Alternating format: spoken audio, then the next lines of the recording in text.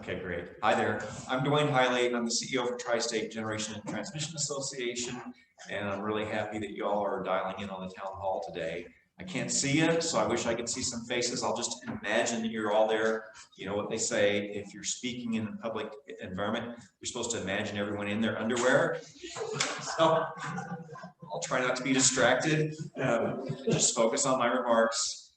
So it's a pleasure to be here in Wyoming this morning and sharing a little bit about what's going on with Tri-State, and I'm looking forward to your questions. I did receive some in advance, so somebody's done a really good job of asking for some feedback, and I will definitely move through the questions that you all have asked, a lot of them about renewable energy.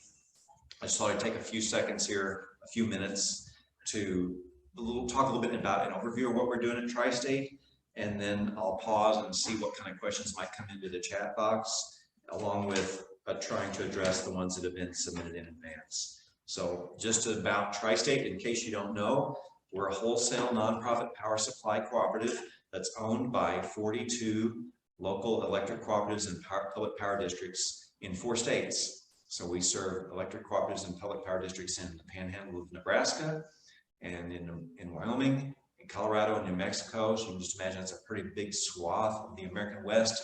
If you look at the number of miles of service territory served by our members, it's about 220,000 square miles, which is an area larger than the state of California. It amounts to about 7% of the continental United States. By that measure, you could say Tri-State is one of the largest power companies in the United States, larger than American Electric Power or larger than Southern Company in terms of square miles served, but not in terms of population. So because we serve rural electric cooperatives, we serve some of the most remote and rural areas of the United States and have very low density, what we call the number of consumers per mile of line that's built, which makes it extra challenging for us. All of the rural electric cooperatives we serve, serve areas that tend to be very sparsely populated with only a few consumers per mile, and that means there's more cost of investment to serve you, the rural consumers, than there is to serve people in an urban area where you might have as many as 30 consumers per mile on average.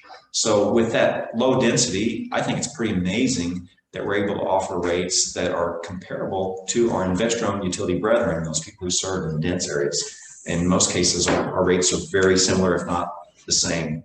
So October is National Cooperative Month. And so we're trying to celebrate the cooperative business model, the fact that at Tri-State, we are owned by our members, those 42 utilities that we serve that are themselves owned by their members. A really cool thing, the way that the democracy works in electric co-ops is that you get to elect the person you want to represent you at the board table of your local electric cooperative. And then that co-op elects a representative to sit at the Tri-State board table. So we have 42 members. Therefore, we have 42 people that come into our office on a monthly basis that review every aspect of our operation. And every one of those people who come in is a member, just like I'm assuming you all are. Somebody who writes a check to their local electric cooperative, somebody who cares a lot about reliability and affordability and wants to make sure things are done right. And I get the privilege of facing that board of directors every month. Every one of them, consumer from the end of the line. I think there's no better alignment for a power company, for essential services to be provided, than for the people who are paying the bills to be in the boardroom making the decisions. And that's what's beautiful about the cooperative business model, is that I face the consumer every month and I have to be accountable to them for every dollar we spend. So I think there's no better system, and I'm really proud to work with co-ops as I have in my entire career. So happy October, National Cooperative Business Month. Now, Tri-State is basically a giant risk hedging operation on behalf of our 42 member utilities. So we pool resources, build at utility scale projects that wouldn't normally be attainable by the individual systems on their own, and also pool power contracts and fuel contracts so that there's less volatility collectively than there would be individually. We're able to protect the members then from sudden surges in power prices. An example would be last February, when we had extremely cold weather over Valentine's Day, February 13th, 14th, 15th, 16th, 17th, about a 5-day period then, when it was extreme cold across a large part of the United States. Natural gas prices skyrocketed. You remember Texas had blackouts for days. Other parts of the Midwest had rolling blackouts. And many of our neighboring utilities had extreme cost increases based on that volatility of fuel. In fact, just in Colorado, Tri-State surrounds an investor-owned utility called Xcel that serves largely the Front Range and Denver area. And Xcel is a similarly sized utility in their little region to what Tri-State is across our broad region. And in that 5-day period, Xcel spent $650 million in excess cost just to pay for fuel during that extreme cold weather period. During that same period, Tri-State paid $11 million. And the reason was that our costs were so much lower than theirs, was that we had a more diverse fuel supply opportunity. We could burn fuel oil, we could burn coal, we could burn gas, we had wind, we had solar, we had hydro, we had biomass, all those resources that could come together, and along with diversified purchase power portfolio, so that we could use the lowest cost resources and avoid using the highest cost resources. And that hedging that risk saved all of our members from having a rate increase, where our neighbors are seeing double-digit rate increases just because of that 1 week of cold weather. We actually are announcing a rate decrease to our members. So that's part of what you get from being part of the Tri-State. And I said I was just going to speak for a few minutes before I open up for questions. I know it's taken a little longer than that. I was just going to let you know about what we're doing in terms of our energy transition. So there have been laws passed in some of the states in which we operate that require us to move more quickly to a green energy transition. For example, in New Mexico, it's required that we get to 50% clean energy by the end of the decade. In Colorado, they've passed a law requiring us to get to 80% reduction in our carbon dioxide emissions by the end of the decade, and that's compared to a 2005 baseline. So if you imagine from 2005 to today, we've seen significant growth in sales. We have to get back to 2005 and then 80% below that by the end of the decade. And so that's a significant reduction in carbon emissions, which as a result has required us to announce the closure of all the coal plants that we operate in New Mexico and Colorado. Now, we still intend to continue to operate coal plants in Arizona and Wyoming, as we have partial ownership in those plants and intend to operate them through their continuing useful life. But there is increasing pressure in the world today, and especially in the United States and the West, to retire those facilities, and we see that pressure continuing. However, our recently filed resource plan that we filed with the Colorado PUC shows us to continue to operate those plants through their useful life, and that is our intention. So just so you know where that stands.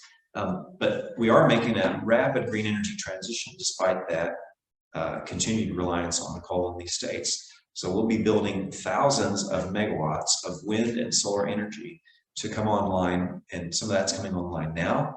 We're at about 30%, 36% clean, non-emitting energy delivered to consumers today. By 2024, we'll be at 50% clean energy delivered to our consumers. And by the end of the decade, across all 4 states, will be about 70% clean energy. So that's a pretty rapid change for a utility system to make, and we're making it by building lots of wind and solar across the service territory. And we still need the fossil fuels to operate during those periods when the wind doesn't blow and the sun doesn't shine. So that period I talked about in February was one of those periods where it was extremely cold, the wind wasn't blowing, we had a fraction of the output of the room. And in wintertime, people get up in the morning and turn on all their appliances and make their coffee. And we tend to peak in the morning before the sun is even up and shining on the solar panels. So solar doesn't really help us meet member load demands. It's really fossil fuels that carry the load during those times, and will continue to as far as we can see until we can develop a new dispatchable technology that's not emitting. Something that can run for days on end, not just a few hours. And when we look at battery capacity that's available today, there's been some significant advances in battery storage capacity. But still, the average battery you can buy on utility scale is going to be something that runs for 2 hours or 4 hours. And that's not enough to carry us through a long period of sustained weather event, whether it be a hot spell in the summer or extreme cold spell in the winter. We need days of stored energy. That's what coal does for us today, is it provides days of energy on site with no supply chain risk. We don't have to worry about it getting delivered. We can have the coal right there at the plant site. Natural gas does that to some extent. We can rely on natural gas, although pipeline constraints can sometimes hurt us. Fuel oil can be stored on site and can provide us with a lot of reliability. So as we balance the future, we're going to be looking hard at all those different options. we're definitely going to be adding lots of renewables. We also have to manage the grid in a way that keeps your power reliable so that you don't lose power at the time you need it the most. And I can talk more as we talk about there's a lot of questions on renewables, so I'll get into that at that time. And maybe that's a good place to stop and say, have you received any questions from the folks on the what do we call it? Town hall is what we're calling this. No questions. No questions. Okay, so I'm going to move through what has been submitted in advance and hope that the folks that are watching will, if you have additional questions, please don't hesitate to type them in the chat box and we will get to them for sure. So I just have questions along the lines of, what do we consider renewable?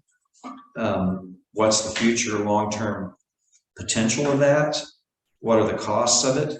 So let me talk a little bit about that. We're building lots of wind and solar capacity today, thousands of megawatts. We also enjoy a large block of hydroelectric capacity, a lot of that coming from federal government contracts, all non-emitting green energy. And part of the reason for doing that today is it's saving you money. The cost of the new wind and solar capacity we're bringing online, the last block of capacity we issued contract proposals for, came in at an average cost of 1.7 cents per kilowatt hour. Now, that's an extremely low cost of energy. If you look at what we sell our wholesale energy to our members for, it's about 7.5 cents per kilowatt hour.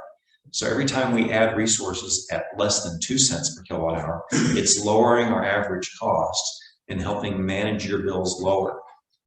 If you look at what it takes to produce energy at a fossil fuel plant, that's typically in the 2.5 to 3 cent range.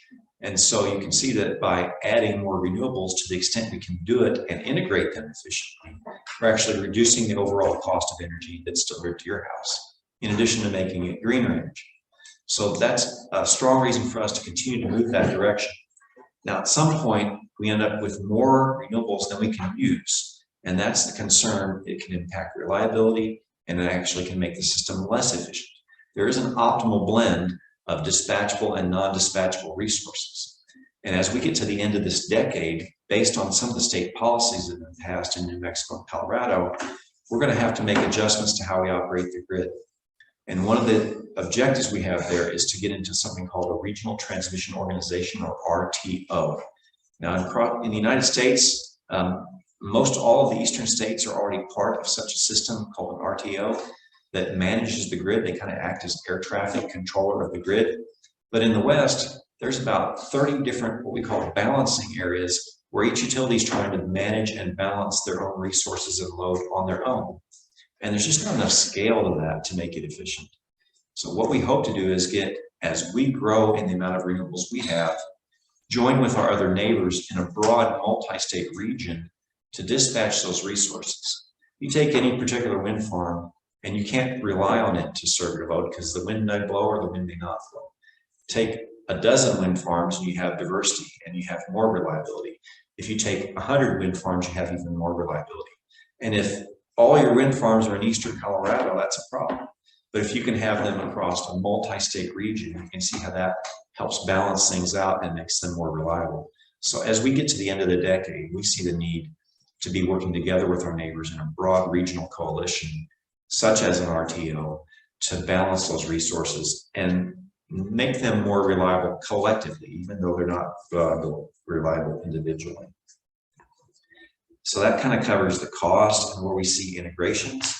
But as we retire the coal plants that are required to be retired based on the laws that have passed in Colorado and New Mexico, at the end of this decade, to 2028, 29, 2030, we see the need to replace that coal capacity, which was very reliable, with something with equivalent reliability. And right now, our preferred resource plan says that that would be a natural gas-based plant, something we could turn on and run for days at a time if needed during those severe weather events. There's still a question whether the state of Colorado will approve a plan that has a fossil fuel plant in the mix. They may say, no, it has to be batteries or some other kind of storage. And we are actively pursuing a research initiative on what the next cost-effective long-term storage plant can be. We're partnered with a bunch of other utilities in a $100 million research effort called the Low Carbon Research Initiative. And what we're doing is trying to find that next best option. It could be a battery. Wouldn't necessarily be lithium-ion battery, but a battery with longer storage characteristics, such as iron air, such as a flow battery. Alternatively, it could be making hydrogen from electricity. So take the surplus renewables we're going to have many hours a year and use that to electrolyze water to hydrogen and either store the hydrogen or convert it to ammonia and store it as liquid ammonia. Actually, there's a lot of advantages to moving in that direction. And then when you need the energy, you have the stored hydrogen or ammonia or other synthetic fuel on site that you can then burn in the same way that you burn a coal stockpile, and it can give you the equivalent reliability. So that's a possibility by the end of the decade. I'd say not a strong one because that's still a bit in the research stage. The other area that could be a possibility, but probably not a strong one, is nuclear energy. And that's because large-scale nuclear plants are so prohibitively expensive today and such a high risk. But small-scale plants that have been proposed will be built in the next several years and demonstrated. If what we call small modular reactors prove to be successful, that could actually be a good resource for Tri-State, probably not before 2030, but definitely before 2040. So I'm really optimistic about the future for that technology. It's just not likely to develop quickly enough to help us for that first block of energy we're going to need at the end of this decade in 2030. There's questions about how does the solar pros and cons. Well, solar is a great resource because it's inexpensive. Part of that's because all of you who are taxpayers are helping pay the bill through a federal tax credit. So thank you, taxpayer. Same thing with wind. Right now, the federal government, through the taxpayers, is funding more than half the cost of wind energy. So it comes to us at a very attractive price, but it's because of the taxpayers helping to fund that. It's intermittent and it needs to have other energy to balance it out. This is the bottom line. And we think if we can partner with enough utilities across a broad enough region, again, as we talk about this regional transmission organization concept, or RTO, that we could make that equivalent of more reliable by trading energy with each other, especially by moving energy east and west. There's an enormous opportunity for us right now. And in the United States, we have a break in the grid between the east and the west. So if you look at kind of the western edge of Kansas, as you move into the eastern side of Colorado, and as you move into Wyoming, you change grids. You go from the eastern grid to the western grid, and they're not interconnected. There's just a few kind of little, if you think of it like a superhighway system is the electric grid. There's just a few dirt roads that allow you to move from one side to the other. It's not really much capacity there. What we want to do is build interstate highways that connect those grids together and allow us to move bulk, large amounts of power east and west. Because the problem with solar energy today is if you're in the state of California, you may have heard of something called the duck curve. When the sun sets and all the solar panels in California quit producing, they have a problem where they don't have enough energy to meet load and they have to ramp everything up quickly. All the natural gas-based plants come online and start generating as fast as they can. And that's called the duck curve. It comes in so quickly. The reason they have a problem with that is because the shape of the state of California is the sun sets on the entire state of California all at once. If California went east to west, the sun would be setting all across different time zones. And it wouldn't happen all at once. And that's the situation in the United States. If we could have interconnectivity east to west, which we hope to achieve by the end of this decade, then we'll move surplus solar energy east. We'll move surplus wind energy that's stuck in western Kansas west, and it will help provide greater diversity and more reliability. So there's a question about the profitability of green energy. It is less expensive than almost any fossil fuel we can burn today. But because it's intermittent, you can't rely on it 100%, despite its cost. What do we think renewable sources might impact your local cooperative? I guess I can't speak for this board, and I'll let you all do that whenever you choose to. The Tri-State, as a power supplier, has an option for our members to choose to generate power locally, and they can do 5% under what I call an easy program, or they can go up to 50% with a program that includes a balancing payment to the remaining members, basically, to help offset the costs that aren't covered if you self-generate to a larger extent. So those are programs that are available through Tri-State today. The nuclear power in Wyoming, I would maybe should say a little bit more because there's some questions about nuclear on the small modular nuclear reactor concept. A traditional nuclear plant is enormous, and it's enormous financial risk because of that. And if you look at the nuclear plant that's being built today in Georgia, it's having massive cost overruns. What was budgeted for billions is now tens of billions, and it is no end in sight. And this has been the history of the United States. Every nuclear plant ever developed, it's been behind schedule and over budget. And it's kind of a bet the company gamble for any utility to say, let's build a large scale nuclear plant. And if you're right, okay, that's a great long-term resource. It's going to produce energy at a low cost for a long time. But if you're wrong, you're going to saddle your consumers with enormous cost increases for decades, if not bankrupt the entire company. And that's happened with the history of nuclear power development. So how do we avoid that? Well, the Navy seems to have figured out how to operate nuclear plants safely, reliably for decades. And if you look at that, it's a small nuclear reactor.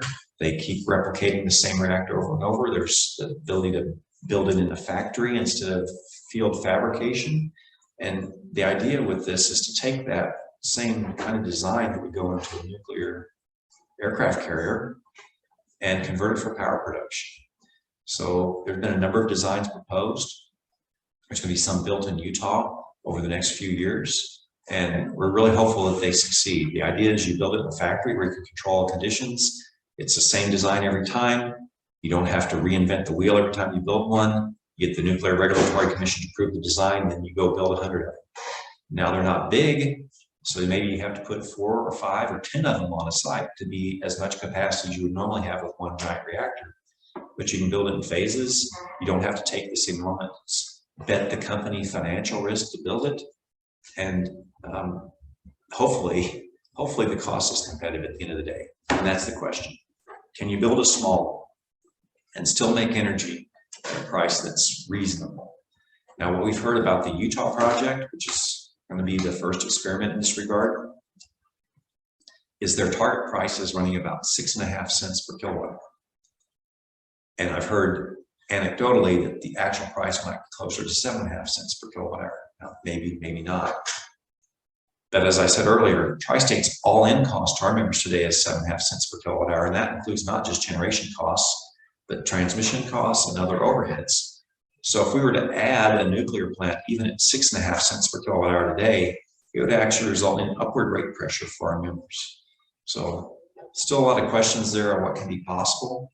And again, this process that's happening in Utah, those plants will go online towards the end of this decade, and we'll actually see what the true costs are of operation and if that can be executed in a way that's sufficient. So it could be an option for us into the next decade. And one of the advantages is obviously no carbon dioxide emissions, so there'll be questions about that. So I'm going to pause and ask if there's any questions online. Duane, could you comment on the Bill Gates nuclear initiative here in Wyoming? Thank you for asking about that. So Bill Gates has proposed, and he's supporting a thorium reactor, which is a different fuel cycle. And everything about thorium is a better fuel cycle than a pressurized water reactor. It's safer, it has inherent safety characteristics. It's just we haven't built any of them in the United States. So it's a little bit of an experiment. We actually had a program, if you go all the way back to Jimmy Carter, to develop this technology. It was actually initially designed in the United States, and then we pulled the plug on it. So I'm really happy to hear that this is going to happen. I consider it more of a research endeavor than even the Utah project, which is a conventional pressurized water reactor technology. So there's some risk there. I wish Bill Gates the best. I hope it succeeds. And again, I think that's one of those technologies that couldn't possibly help Tri-State by the end of the decade, because this one in Wyoming is hopefully going to come online maybe by the end of the decade. But if the one in Wyoming works, it could be a superior technology to what's being developed in Utah. I just consider it a little more research grade at this point. It needs to be proven that we can do it.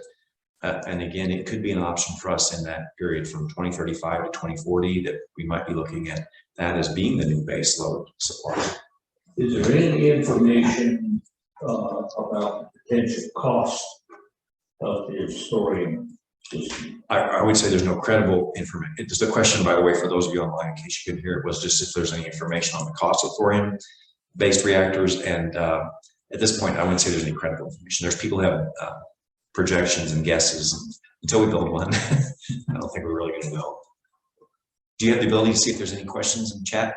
So, can you speak about where you see Tri-State's rates over the next 10 years? It's a great question. Thank you for that.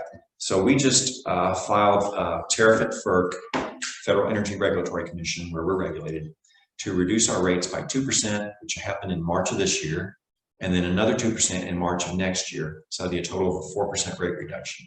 I think this is really notable because I don't know of another utility in this period of time that's going through not only green energy transition, but also just went through the very difficult February Storm Uri weather event that is reducing rates. Everybody I know is raising rates except Tri-State, and we've announced rate reductions. So I think that's a key differentiation for us. Now, part of that rate reduction was a settlement of protests as we were moving to FERC. So we weren't previously FERC regulated. In order to become fully FERC regulated, we had to file tariffs.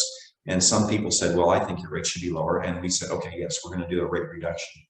But right now, the rate reduction we have in place, 4%, we don't see as a long-term sustainable rate reduction. And we're in the middle of a organization-wide examination of our cost to try and make that a long-term sustainable rate reduction. What I will say is that our current long-term financial forecast models that we run show that we're not going to have an increase in rates between now and the end of the decade. And we think we can maintain rates stable without increases between now and the end of the decade. Driver at the end of the decade is as we come to that period where we've had to make significant carbon dioxide reductions and close existing coal plants. When we replace that capacity of those coal plants, we're expecting that the replacement capacity will be more expensive than what it's replacing. Now that's a guess at the end of the decade, but as we look at things right now, we think as we get there, we will see upward rate pressure. What we project, and projections are crazy when you're 10 years out, but as best we can guess, the rate of increase in cost for Tri-State after 2030 is something slightly lower than the rate of inflation. So in real terms, we'd say no rate increases even beyond 2030. In nominal dollars, yes, we expect to see costs go up, but it's in the order of about 2% per year in a model that's assuming about a 3% overall general inflation rate. So again, those are models and projections. I don't put a lot of count in any of them, except to say that we don't see any drivers. Let me back up a little bit. In a generation cooperative like Tri-State, the main driver of your cost is big transmission investments and big generation investments. And unless we have those, there's not anything really driving our costs up. Now, maybe the whole fuel market in the United States shifts. Natural gas is a concern right now. If natural gas prices all go up, that's upward rate pressure on us, but it's going to be upward rate pressure on everybody in the whole economy. We won't see our rates go up higher than anybody else's or than the general costs in the economy. It's the message I'm trying to share here. And as we look at our modeling, we don't see any big investments that are going to drive our costs until we get to the end of the decade. And when we do get there, we think we can manage those at a rate that still goes up lower than the rate of inflation in the general economy. And part of that's the low cost of renewable energy that's helping offset some of these other costs. So that was a great question. Thanks for that. Anything else in the chat? So as far as renewables, are you concerned about reliability? Mm-hmm. So the question there was, are we concerned about reliability? The answer is absolutely yes. In the February Storm Uri event, we had extremely high loads. It was cold. It was cold across a broad part of the United States. So everybody was short on capacity. They were coming right up against their limits to produce energy for the grid. And during that time in Texas, you saw freeze off of wells, of gas wells. And so the fuel supply became constrained and plants couldn't run and there were rolling blackouts for days. At least 80 people died as a result of that. So I say that as a power supplier, job one for us is reliability. That's the first thing we have to do, is make sure the lights stay on. That's the most important thing, regardless of cost. But once we're reliable, we worry about cost, affordability, and we want to comply with our members' requests to have greener energy portfolio over time. During that February event, when we were experiencing record high loads, we had at that time about 400 megawatts of wind capacity. We now have 500, right? So at that time it was 400. And what was available to us on the morning of February 14th, Valentine's Day, when it was so cold, was about 7 megawatts out of 400. So that's not good, right? Now, it's wind energy. We know it's not always there. So we can kind of plan around that. We don't expect it to be there all the time. That's why we have all the natural gas-based plants and coal-based plants and oil-based plants that can run when it's not there. But still, it's pretty inconvenient when at the time you need it the most, it's not there. It's not a big surprise, but it is kind of the way things happen. I mean, typically, when you see the most extreme cold, those aren't windy days. And, you know, that's why the wind power is a problem. And as I mentioned earlier, solar performs when the sun is shining, like right now. In the summertime, that's pretty nice because when the sun is the brightest is typically when we have higher loads due to air conditioning from our people who are using air conditioning. And that kind of lines up pretty well. But in the winter, when people get up and their peak demand occurs at 7 a.m., the sun really isn't doing much yet. And we have a little trouble relying on solar. So the same thing in that February weather event, we pretty much had 0 solar at the time of our peak. So if it weren't for coal, gas, and oil, we would not have kept the lights on. And there were severe restrictions to the natural gas supply network in the United States because of the extremely high demand.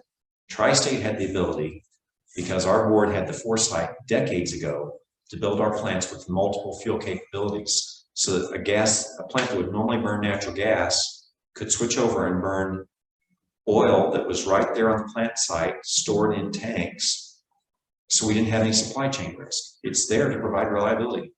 Oil is typically more expensive than gas. But when gas goes up 100 times its normal price, which is what happened in February, well, it's a lot cheaper to burn oil than it is gas at that point in time. And that's why we have a diversified network. If it weren't for fossil fuels, we could not have kept the lights on.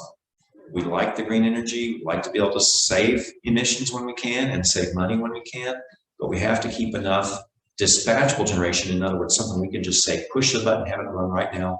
And when I say dispatchable, it's not just a 4-hour battery, which is a lot of people promoting big utility scale batteries. If you look at what the storage time is on those, it's typically 2 to 4 hours.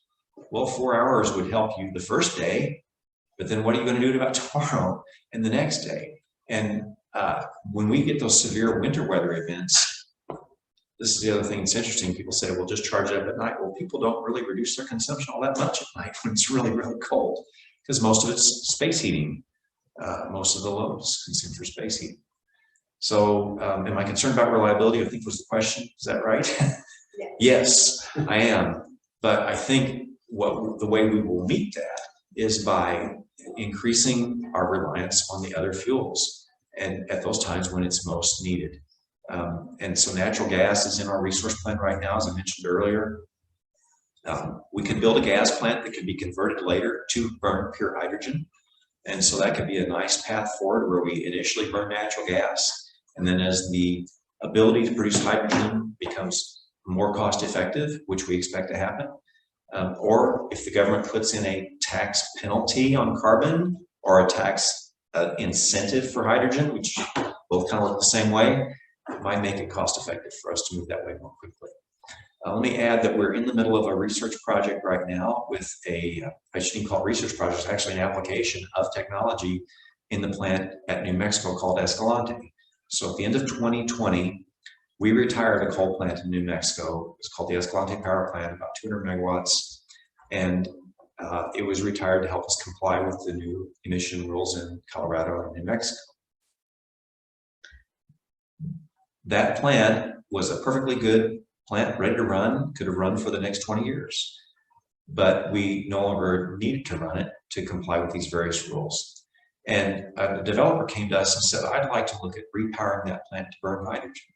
So what they propose to do is take natural gas, remove the hydrogen, take the remaining CO2, which is most of what remains, and inject that underground at the plant site, then burn the hydrogen in the plant to produce electricity. And thus you'd have a clean power plant, not emitting carbon dioxide. And they actually have financial backing from a very large investment company called Tallgrass, which is backed by Blackstone. So I think most of you probably heard of Blackstone Investment Group. They're big guys.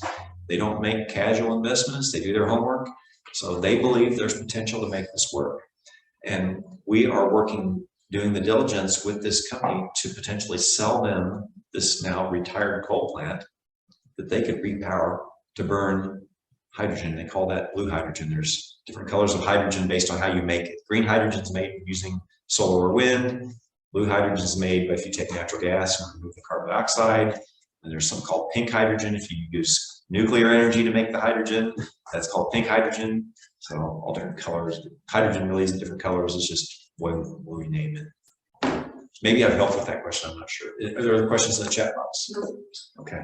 Any questions? Duane, I didn't know if you could conclude, but also just looking at like the integrated strategy map, Yeah. discuss like the 4 main strategic priorities. Okay. And how that positioning Tri-State. That's a great Looking at question. that's perfectly fine. Yeah, thank you. So from here in the boardroom, we had a question about our integrated strategy map. And, Tri-State does have a long-term strategy, and it's based around 4 key pillars: reliable, affordable, responsible, and flexible. So those are the 4 pillars: reliable, affordable, responsible, flexible. And if you look at our mission statement, it's really based on the first 3 key words there: reliable, affordable, responsible. And they're in an order for a reason. Reliable, affordable, responsible. Reliability comes first. So as a power supplier, our first mission to our members is to be reliable. I mentioned Texas, and when they had the blackouts, at least 80 people died as a result of not having electricity available. We know that we have a responsibility for the health and safety of our members to keep the lights on and to keep power flowing. Plus, it's economic advantage. If we're turning your power off all the time, you can't do the work you need to get done. So reliability comes first. And then we have a whole pillar of strategic initiatives to keep the power reliable. So we're not going to let it happen where we get to 2030 and we have so much renewables that we can't keep the lights on. That's just not going to be our mission. We report to you.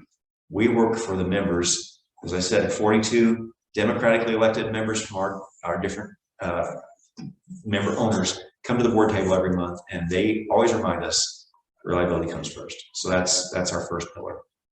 The second pillar is affordability. And we know that everybody wants to, if the power's off, everybody says, I'd pay anything for power. And it's true, because electricity is worth a lot more than what we pay for it. But the second the lights are on, everybody says, I want it as cheap as possible. I don't want your bill to be any higher than it has to be.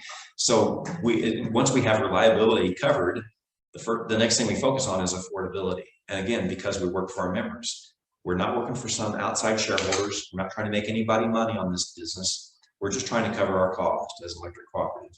And we're serving some of the most remote and some of the most economically disadvantaged parts of this country in our service territory through our members. We know that so many of you have trouble just making your monthly electric bill. And so something that's always been a key value for me, and I think something I've appreciated as a person who's worked for an electric cooperative my entire career, is that when I can save $1 on any kind of expenditure, it's saving somebody at the end of the line $1 off their electric bill. And they can use that money for something else. That's the purpose we all work for. So we have a whole set of initiatives, including a recent bringing in kind of an outside coach to review every cost aspect within the cooperative and say, are we doing everything we can to reduce it? We're actually bringing in a nationally known outside firm to go through all our costs and do that. So affordability is the second key pillar in our strategy map. So then responsible is the next pillar. And when we think of responsible energy, we don't just think of green energy, but that is a key part of it, is making a greener grid over time. But it's also the responsibility we have to our member communities. So if you think about the community of Escalante at Grants, New Mexico, or the Craig Power Plant in Craig, Colorado, these are coal plants that have operated for decades and provided so much economic value to their communities, and Tri-State benefited from that. All the 42 members of Tri-State benefited because those communities were supporting those power plants. And when those plants close, we have a responsibility to help them with that transition because they've helped us for so many decades. And so part of our responsible energy plan is to be responsible not only to the air, land, and water and be good stewards and have green energy and clean energy, but also to be responsible to those people who are experiencing the transition. Coal miners at Craig, Colorado, sometimes they're second and third generation coal miners. and they're going to lose their jobs. So we're reinvesting in those communities. Part of it is a green energy reinvestment. So if we can put $200 million of solar, it helps offset the loss of tax base, so the schools don't have to close. And we're doing that at Escalante and at Craig. We're working on research projects to develop a hydrogen demonstration project at Craig. And we're actually making some progress in some grant applications we made with the Department of Commerce and Department of Energy at the federal level. So I'm hopeful that we'll be able to get some of that funding and provide an opportunity for future jobs. The development of hydrogen as an energy source could be very complementary to the skill set of what our existing power plant employees have. So they deal with high pressure steam, they work with rotating equipment, very large scale, and piping and high pressure. All that same kind of stuff you're going to need if you're going to a hydrogen power plant. So we could take those same workers, and sometimes people say, "Oh, here's the plan for those coal communities. We'll retrain them all to be coders," or something like that. Well, that's probably not a complementary skill set to someone who likes to work with their hands and work outside and do welding and heavy equipment operations. I think it's not likely we're going to train them all to be coders. So I think it's more likely to say we could develop a energy-intensive energy park using a different technology on that same site. That's something we're working on. So when you look at that responsibility pillar of our strategy map, it includes things like that. And finally, flexibility. So we have reliable, affordable, responsible, and flexible energy. And this is because our members who own us, who we report to, have said they want to have more flexibility in their power supply. So not everybody that drinks beer wants to brew their own beer at home, but some people do. And I'm one of those people who likes to do that. And in the case of our members, not all of them want to generate their own power, but some of them do. And they want to be able to have local projects that they can point to and say, this is in our community, helping to serve our community. So for some, even if that's not the most cost-effective option, they want to be able to show that they're doing something locally. Now, Tri-State previous to 2020, only allowed members to generate up to 5% of their own power, and anything more than that was not allowed. Part of that was driven by our financing agreements, and we wanted to protect the ability to repay our debts. But what we developed in 2020 and filed at the Federal Energy Regulatory Commission was a tariff to allow our members to generate up to 50% of their energy by themselves. Now, why it works and doesn't threaten our ability to repay our debt is that if they choose to generate up to 50% of their energy on their own, they make a payment to cover those stranded costs, those stranded investments that were made. And that's called our buy-down payment. And it allows members to have more flexibility. We currently have 3 of our members that are actively pursuing greater contract flexibility. And again, because we work for members, that's the 4th tenet in our strategy. Did I get to the questions you had? Perfect. Okay, thank you. So that's what's going on at Tri-State. I think I've been told we need to kind of wrap it up. Is that correct? So unless there's another question that just came in. Okay, so thank you all for attending the town hall. And I look forward that in the future we'll do this live and I'll actually be able to see you. And I promise I won't imagine you in your underwear. I'll just see you normally.